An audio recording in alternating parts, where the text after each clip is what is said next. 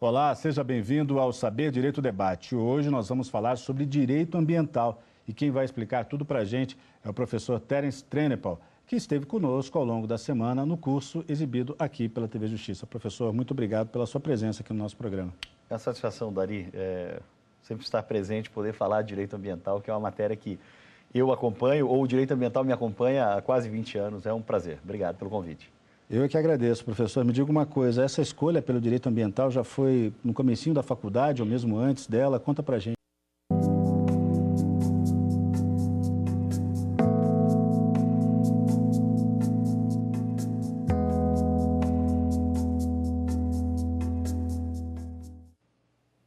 Meus caros, estamos de volta com o programa Saber Direito. Dessa vez, Saber Direito Responde. Eu tenho aqui comigo alunos que me farão perguntas de direito ambiental, de direito constitucional, de direito penal, relacionadas às questões ambientais que foram discutidas ao longo do programa. Eu tenho a Rebeca, eu tenho o Lucas e tenho a Gláucia. E nós vamos conversar, na verdade, eu responderei as perguntas que eu não vi e que eu serei pego de surpresa certamente. Rebeca, vamos começar com você. Professor, quais são os crimes ambientais mais comuns? Rebeca, são várias as infrações ambientais tipificadas na legislação dos crimes ambientais, no decreto que regulamenta essa lei dos crimes ambientais. As mais comuns são aquelas que desatendem os requisitos colocados no licenciamento ambiental. Quando você faz o licenciamento ambiental, o órgão ambiental que emitiu o licenciamento, ele coloca condicionantes. Essas condicionantes podem ser não cumpridas. Então, o descumprimento dessas condicionantes são infrações ambientais. Outro crime, você falou em crime, eu falo mais de infrações. Um crime muito comum é o crime de poluição. O que é essa poluição? É uma adversidade que pode ocorrer em um ambiente natural e que está previsto na Lei dos Crimes Ambientais. O decreto, como eu disse, também o regulamenta, tem previsão de multa e as penas das mais variadas possíveis, elas vão desde advertência até multa, suspensão, embargo da atividade, restrição de direitos. Então, essas penas todas são aplicadas aos crimes e às infrações ambientais, que são as mais comuns, como eu lhe disse. A legislação de 1998, que trouxe a Lei dos Crimes Ambientais, ela veio, na verdade, dar um suporte, um supedâneo à Constituição Federal, que trazia o princípio do poluidor-pagador, que trazia o princípio da responsabilidade, e tudo isso foi regulamentado na Lei dos Crimes Ambientais. Haviam, na verdade, tipos esparsos na legislação, no Código de Caça, no Código das Águas, em pesca, no Código de Mineração. Todas as infrações, elas estavam tipificadas, mas a Lei dos Crimes Ambientais e o consequente decreto que o regulamentou, que hoje é o 6514, em 99 era o decreto 3179, que foi pelo 6514 de 2008 suplantado, eles trazem todas as infrações ambientais e as respectivas penas, e como a prática me inclina a dizer quais são as penas, ou os crimes, perdão, mais praticados, ou os mais cometidos pelas empresas e também pelos órgãos estatais, eu diria poluição e descumprimento de licenciamento, ou mesmo a não existência de licenciamento. Muitas são as atividades, Rebeca, em que não há o licenciamento ambiental devidamente processado no órgão ambiental, então isto dá ensejo a uma sanção, comumente aplicada dependendo da dosimetria da pena, de agravantes, de atenuantes, da capacidade mesmo, eu diria, contributiva do agente, dos antecedentes. E uma coisa muito importante, que tanto as agências ambientais, e agências ambientais eu me refiro aos órgãos federais e estaduais e municipais, é a gradação da pena segundo a capacidade do agente, segundo o potencial do agente. Ou seja, uma empresa muito grande, uma empresa de comércio muito grande, não pode ser considerada da mesma forma e ter a sua pena sopesada ou mensurada ou aplicada nos mesmos modos de uma empresa de pequeno porte. Eu acho que com isso eu respondo a sua pergunta. Lucas, você tem perguntas para mim? Professor, como se dá a responsabilização penal da pessoa jurídica no que diz respeito ao meio ambiente? Lucas, essa pergunta é muito pertinente, ela demandaria uma análise, inclusive, criminal ou penal, de direito penal, porque a Constituição Federal, e eu sempre vou me reportar à Constituição Federal, porque vocês, como acadêmicos de direito, sabem que todo o nosso arcabouço legislativo, ele está lá dentro. Ou seja, os princípios que nos guiam, que regem todo o fazimento das normas, inclusive a aplicação, a efetividade dessas normas infraconstitucionais, as normas legais, as normas infralegais, as resoluções, portarias, decretos, elas partem de princípios que estão na Constituição. Quando a Constituição Federal de 88 colocou que tanto pessoas físicas quanto pessoas jurídicas responderiam por crimes ambientais, ela deu, na verdade, aso a uma demanda que já existia não somente no Brasil, mas no exterior. Eu vou contar um caso muito simples e muito rápido, que é do meu tempo de estudante. Em 1998, logo que veio à tona a lei dos crimes ambientais, a Petrobras, ela teve um vazamento de petróleo na Baía de Guanabara que deu ensejo à primeira multa no teto por poluição, que foi de 50 milhões de reais. Alguns meses depois, ou um ano e meio depois, eu não me recordo a sazonalidade disso, a temporalidade disso, a Petrobras cometeu a mesma infração. Isso não é criminoso, isso foi um descuido, mas é um acidente ambiental, foi considerado um crime de poluição. Ela teve a multa majorada, por ter sido reincidente específica, em 3 vezes. Ela sofreu outra sanção de 150 milhões de reais. A grande discussão, à época, era a responsabilidade penal da pessoa física. Na época, o presidente da Petrobras respondeu a uma ação criminal que transitou no Supremo por mais de 10 anos, foi resolvida há 10 anos depois. Eu não me lembro o nome do presidente, eu acho que era Luiz Felipe Reichstuhl, eu não me recordo. Mas ele respondeu, na pessoa física, pelo crime praticado pela Petrobras. Num caso como esse, Lucas, a gente tem que olhar que ele não tem, por mais que ele tenha a decisão, o comando, a gerência da empresa, o crime não foi praticado por ele. O crime foi praticado pela empresa. Então nós tivemos que achar uma forma de responsabilizar a empresa, que tinha capacidades, que não era hipossuficiente como a pessoa, o mandatário, gerente da empresa, era aquela empresa, a Petrobras, a maior empresa que nós tínhamos no Brasil, responder pelo crime. Então ela pode sofrer sanções. É evidente que ela não será presa, mas existem outras penas que podem ser aplicadas à pessoa jurídica. Ela pode ser sujeito passivo de crimes ambientais e a Lei dos Crimes Ambientais, a 9605 de 98, trouxe isso e acabou com qualquer discussão que porventura houvesse antes da sua existência. Então, eu acho que esse foi o marco que trouxe a responsabilidade penal da pessoa jurídica de forma mais acentuada. Cláudia. Professor, o direito ambiental tem se mostrado eficiente quanto à fiscalização e como ela é feita? Cláudia, nós temos no Brasil uma legislação ambiental complexa, rica, tecnicamente muito avançada quando comparamos o direito ambiental com outros países. Da América Latina, sem sombra de dúvida, nós estamos na vanguarda. Mas países mais desenvolvidos, Estados Unidos, Inglaterra, França, nós temos uma legislação ambiental, como eu venho dizendo ao longo das aulas, tecnicamente muito avançada, tecnicamente muito rica. Nós temos técnicos nos órgãos ambientais que são muito preparados, que têm cursos de mestrado, de doutorado, que estudaram fora, que fizeram intercâmbio em agências ambientais internacionais. Esses agentes são tecnicamente muito preparados. A fiscalização existe, mas existe ainda e também um problema grave de investimentos. As questões técnicas, os materiais, tudo que pode subsidiar a atuação de um técnico ambiental ainda poderia ser melhorado. Então, em muitos lugares do país, você tem 1 ou 2 ou 3 fiscais ambientais, por exemplo, em órgãos federais ou em órgãos estaduais, que não dispõem do seu instrumento de um automóvel ou de uma lancha para fiscalizar, ou de um helicóptero para fiscalizar. Eu me recordo, no início da década de 90, algumas operações que foram realizadas na Amazônia, em que era o IBAMA, na verdade, como uma agência recém-criada, agência federal, que é, na verdade, o órgão executor da Política Nacional de Meio Ambiente, que está na Lei 6938. Então, o IBAMA, ele fez operações de ir até a Amazônia, chamada Operação Amazônia, em que ele contava com helicópteros da Polícia Federal, contava com os barcos da Marinha do Brasil, contava com carros próprios, contava com o auxílio de outros órgãos estaduais dos estados do Pará, do Amazonas, em que havia essa necessidade de fiscalização, mas essa operação conjunta, aí sim ela deu instrumentos técnicos para que os fiscais pudessem fiscalizar.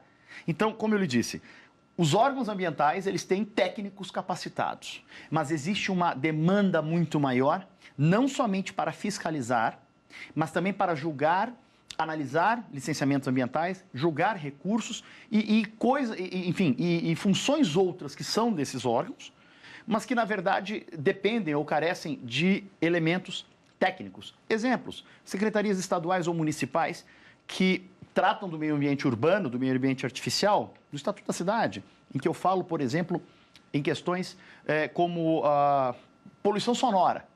As agências municipais, nós contamos com uma escassez enorme. Quantas tem o decibelímetro para medir se há realmente poluição sonora ou não? Ou se são ruídos naturais da operação. Isso eu vejo muito no dia a dia, em que você tem a prática da poluição sonora sem, na verdade, aferir ou ter como medidas de aferição dessa prática. Então, o que acontece muito é, os órgãos ambientais têm, em razão dos concursos públicos, pessoas capacitadas, tem, mas são poucos os órgãos no Brasil, principalmente naqueles estados que eu diria que são até os mais carecedores desses recursos. Os órgãos federais, evidentemente, eles os têm, mas eu vejo muitos municípios brasileiros com problemas ambientais relativos a turismo ou a um crescimento ou a uma recepção muito grande de pessoas em épocas específicas do ano, como o Carnaval, como o Réveillon, em que a fiscalização ambiental, tratando, como eu disse, do meio ambiente artificial, em que não há a menor condição desses órgãos municipais ou locais, agências estaduais e municipais, fiscalizarem isso. Com relação à infraestrutura, por exemplo, nós tivemos recentemente os programas de desenvolvimento que foram criados pelo governo. Esses programas de desenvolvimento, é lógico que o IBAMA, por exemplo, dentro da sua diretoria de licenciamento da DILIC, tinha técnicos altamente capacitados, tinha equipamentos, tinha elementos de aferição desses projetos que foram a eles submetidos. No entanto, o volume de projetos a eles submetidos fez com que o prazo para que os licenciamentos aumentasse muito. Então, só houve essa redução no prazo no momento em que houve concurso público para que técnicos ambientais fossem contratados e, por sua vez, pudessem reduzir esse prazo. Então, eu acho que a resposta ela é muito mais administrativa do que jurídica, porque ela tangencia o elemento político, assim, onde queremos investir, certo? Onde queremos incrementar as políticas públicas no Brasil, que são elementos necessários. Eu tenho que aparelhar os órgãos ambientais, porque eu acho que, dentro de uma perspectiva cultural, nós precisamos fazer isso para que nós tenhamos condições reais de atuação e de fiscalização para aplicar a legislação ambiental. Vamos fazer um rápido intervalo e voltamos com mais perguntas dos nossos acadêmicos no Saber Direito Responde.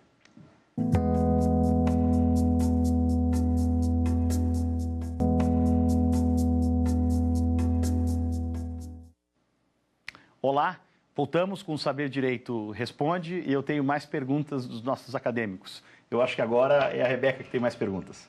Professor, aquele que apresentar estudos incorretos com relação ao direito ambiental está sujeito ao quê? Rebeca, na verdade, existem infrações que você pode tipificá-las como ambientalmente incorretas, você pode tipificá-las como de características penais, como falsidade ideológica, ou então as informações incorretas, elas podem ser aferidas, na verdade, ou verificadas na hora do estudo ambiental, porque todos os técnicos que são chamados para fazer o estudo de impacto ambiental, que depois virará o relatório de impacto do meio ambiente e que, sim, é o resultado do licenciamento ambiental, eles respondem penalmente por informações incorretas. Os técnicos que são juntados, porque como é que funciona o licenciamento? O empreendedor ávido ou então necessitando realizar um empreendimento, ele contrata um grupo, na verdade um grupo com características multidisciplinares para realizar o EIA-RIMA, Estudo de Impacto Ambiental e, consequentemente, o Relatório de Impacto do Meio Ambiente. Isto é levado ao órgão ambiental e o órgão ambiental vai avaliar as externalidades positivas e negativas, ou seja, os benefícios e os prejuízos, os prós e contras daquele empreendimento. Então, no momento em que você apresenta um estudo de impacto ambiental com informações incorretas, inverídicas, dolosamente colocadas, você vai responder penalmente por isso, porque isto é um crime. Se as informações ali apresentadas estiverem corretas, você ainda tem um outro problema, que é o descumprimento das condicionantes que o órgão vai impor ao seu empreendimento no momento da emissão da licença. Então, veja, no aspecto penal você está incorrendo em falsidade ideológica, porque você responde, você é o responsável pelo fazimento e tal qual um advogado em uma declaração, tal qual um médico em uma declaração, tal qual um cidadão comum em uma declaração. Você, na verdade, está praticando um crime, uma tipificação penal. No entanto, quando você fala em questões ambientais, no licenciamento ambiental, será responsabilizado aquele técnico, aquele expert que é chamado para participar, porque o estudo de impacto ambiental, ele exige conhecimentos jurídicos numa quantidade muito ínfima, Rebeca.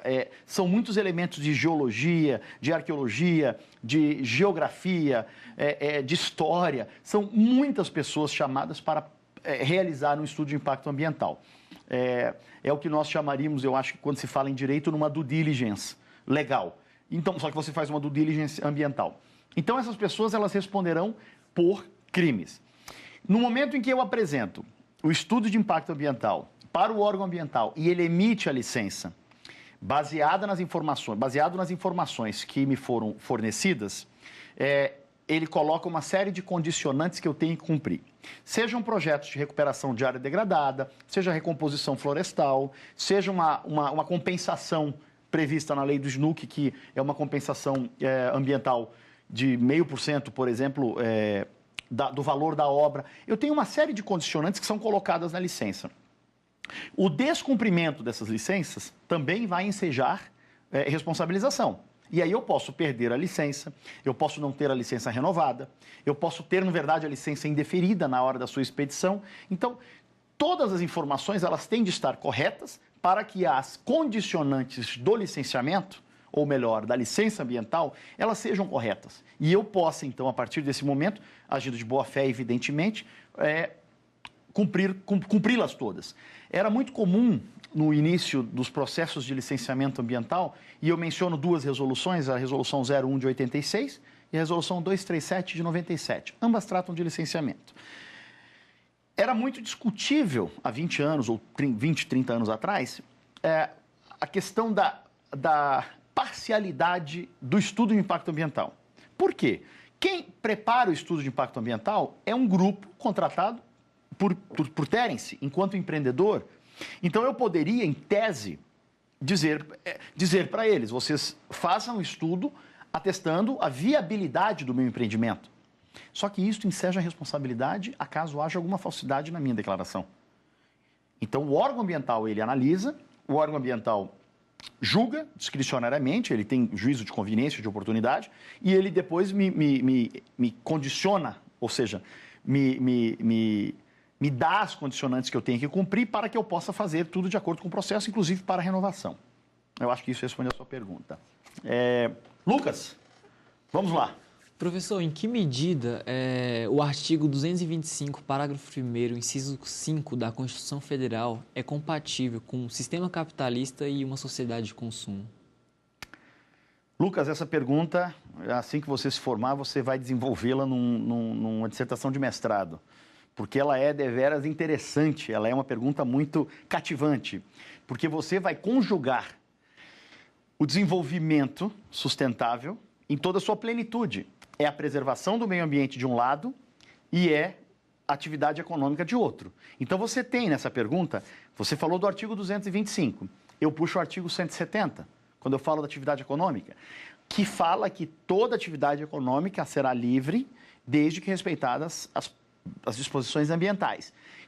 Eu teria, na verdade, o que eu posso chamar de conflito entre princípios? Não, porque o desenvolvimento sustentável, que é um princípio da Constituição Federal, ele permite em que eu desenvolva o meu empreendimento, ou seja, desenvolva a minha atividade privada ou a minha atividade econômica, desde que balizada pelo princípio do limite, pelo princípio do poluidor-pagador, do princípio da responsabilidade, sempre atentando para a responsabilidade do meio ambiente, para o cuidado, para a preservação do meio ambiente, para a recuperação do meio ambiente. Então, não há conflito de princípios. O que, na verdade, há é um ajustamento de princípios. Não há o menor risco, não há o menor problema que haja essa disposição e não há conflito, de maneira muito lógica, não há conflito. O que se buscou dizer com a preservação do meio ambiente, quando se diz no artigo 225, todos têm direito a um meio ambiente ecologicamente equilibrado,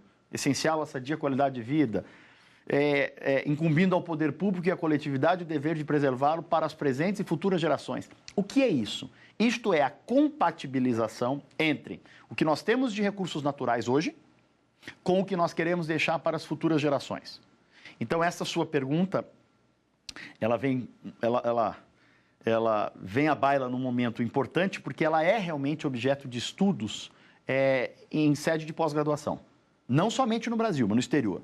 Porque eu tenho que encontrar a tênue linha do desenvolvimento balizado pela proteção do meio ambiente. Então, isso é uma pergunta, essa pergunta é muito inteligente, ela é muito bem colocada, porque eu tenho sempre que atentar para o cumprimento de legislação constitucional, mas sem que haja um conflito. A exemplo do meio ambiente do trabalho, que eu falei durante as aulas, eu tenho que exigir do empregado determinados serviços, mas, ao mesmo tempo, eu tenho que oferecer a ele qualidades, ou diria, condições de salubridade e não de periculosidade, que sejam condizentes com o meio ambiente ecologicamente equilibrado. Então, não há o menor problema. Se houvesse esse problema, ou melhor, se não houvesse a possibilidade de encaixe ou de aplicação dessas duas medidas, ou desse princípio do desenvolvimento sustentável, porque isso aí, na verdade, resume o desenvolvimento sustentável, tá? Que é o problema que eu tenho sempre quando eu me deparo com um problema, com uma questão de licenciar ou não uma obra, porque ela vai me gerar um impacto. E aí, como eu falei durante as aulas, os impactos, eles têm de ser medidos como os impactos que serão gerados, não necessariamente danos. Eu insisto muito nisso. O impacto ambiental, ele é necessário, ele é existente, sempre vai ocorrer. Acidentes ocorrerão. Eu já disse isso mais de uma vez aqui. Acidentes ocorrerão porque atividades são atividades que demandam ou que tangenciam riscos. Então, no momento em que eu tenho uma atividade que ela traz um risco empresarial, um risco de que haja um acidente, ora, um acidente é indesejado. Ele é previsível na medida do possível. Existem casos inúmeros em que, o caso da British Petroleum no Golfo do México, aquilo era todas as normas de segurança, em tese, foram respeitadas. O acidente não era desejado, aconteceu. Exxon Valdez, no Alasca, Chernobyl, na Rússia. São muitos e muitos os casos, no Brasil são inúmeros, a Mariana, o caso da barragem, são acidentes, na verdade, que não são desejados, mas eles vão ocorrer. Mas eu não tenho como interromper a atividade, como você disse, o sistema capitalista e a atividade da iniciativa privada, buscando o direito ambiental pleno, o direito ambiental unicamente natural. Porque senão eu chegarei em alguns momentos ao que eu chamo, até mesmo dentro da minha prática de advocacia, ao que eu chamo de um xiitismo ambiental, ao que eu chamo de uma ecohisteria. Desenvolvimento sustentável é a resposta para toda e qualquer atividade que, evidentemente, terá um impacto ambiental, desde que seja sustentável, e regulado, balizado pelas atividades regulatórias do Estado. E aí é o princípio do limite, é o princípio da regulação estatal. É por isso que o Estado exige elementos dos particulares para que eles não sejam ou não façam uso da atividade privada ou da propriedade privada da maneira que melhor lhe aprouver. Eu acho que essa é a resposta. Doutora. Professor, qual foi o principal marco que deu força ao direito ambiental na prática? Brasileira, eu acho que nós temos leis diversas que podem ser citadas como esse marco, Gláucia, no direito brasileiro. A lei que criou a Política Nacional do Meio Ambiente, a Lei 6938 de 81, ela foi uma lei muito emblemática. E trouxe ali uma conjuntura tanto de impacto ambiental, do que seria um licenciamento, um estudo, quais seriam as atividades que exigiriam esse licenciamento. Ali também trouxe uma estrutura de uma política nacional de meio ambiente, que seria, na verdade, que tem seus princípios, seus objetivos gerais, específicos, gerais. Preservar, recuperar e melhorar o meio ambiente. específicos. E eu tenho uma série de princípios ali que são muito indicados ou inclinados à preservação do meio ambiente natural, ao meio ambiente artificial, ao meio ambiente do trabalho. Eu acho que a Lei 6938 é um marco muito interessante. Depois dela, a Lei da Ação Civil Pública, 7347/85. Por quê? Porque ela permitiu que o Ministério Público e outros legitimados ativos propusessem medidas no Poder Judiciário buscando o respeito ao meio ambiente, a legislação ambiental. Então, até então, eu acho que nós não tínhamos algo tão contundente. Tal qual hoje falar de um mandado de injunção, de um habeas data ou de um direito de petição na Constituição. Nós hoje temos isso que nos permite, e eu vou até ao Capelletti, quando falava em acesso à justiça, nós hoje temos possibilidades de acessar o Poder Judiciário, seja enquanto associação, seja enquanto Ministério Público, seja enquanto pessoa, cidadão, com ação popular. Então, depois da ação civil pública, eu acho que de 85, a Constituição Federal, que foi realmente um marco. Depois disso, se eu me estender pela Constituição Federal, nós vamos falar mais uma aula sobre ela. Mas depois disso, nós temos legislações outras que deram ensejo a serem mais aplicáveis ou efetivamente colocadas em prática, como a Lei dos Crimes Ambientais, o decreto que regulamentou a Lei dos Crimes Ambientais, mais recentemente, a Lei de Biossegurança. Enfim, eu posso falar de inúmeros assuntos, como eu disse, em Life Sciences. Nós temos hoje regulações na área de saúde, na área de vigilância sanitária, que são marcos que não somente o Brasil está adotando, são marcos internacionais, são estándares internacionais que nós adotamos, que nós agregamos ao nosso plexo legislativo nacional e que são marcos regulatórios que somente o tempo dirá o que fazer, ou seja, como nós vamos conduzir essas questões. Então, na verdade, marcos, eu diria que nós temos 3 ou 4. Eu poderia até ir mais atrás, voltar muito no tempo e falar de uma ordenação afonsina, manuelina, ou falar de uma lei imperial de Dom Pedro, mas marcos nós temos realmente com essas leis num passado recente. Eu não preciso voltar, por exemplo, ao Código Florestal, que tinha uma visão muito economicista. Desculpa, o Código Florestal de 65, não o recente, a 12651.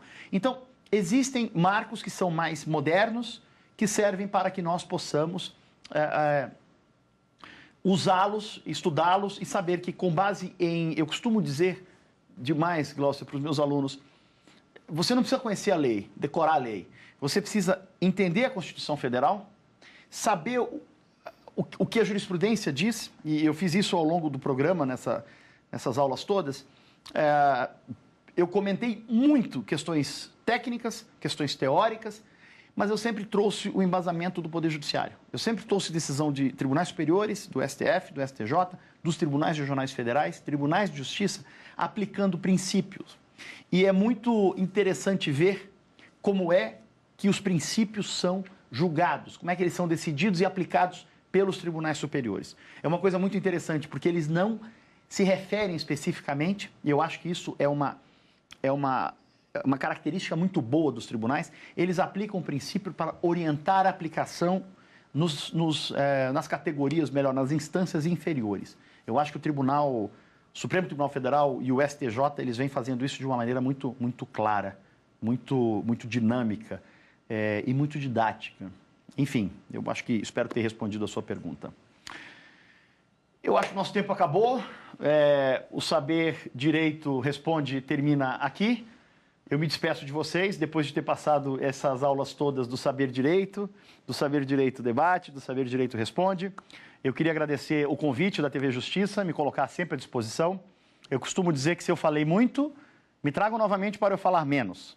E se eu falei pouco, me tragam novamente que eu continuo falando. Eu queria agradecer a toda a equipe de produção do Saber Direito, que são muitas pessoas por trás das câmeras e são extremamente afáveis e agradáveis, e nós nos tivemos umas aulas bem divertidas e eu me senti muito à vontade para poder ministrar essas aulas para o telespectador. Agradecer aos meus colegas de bancada, aos meus colegas de auditório e dizer que qualquer dúvida vocês têm o e-mail tanto do Saber Direito quanto o meu. Fiquem à vontade para mandar mais perguntas.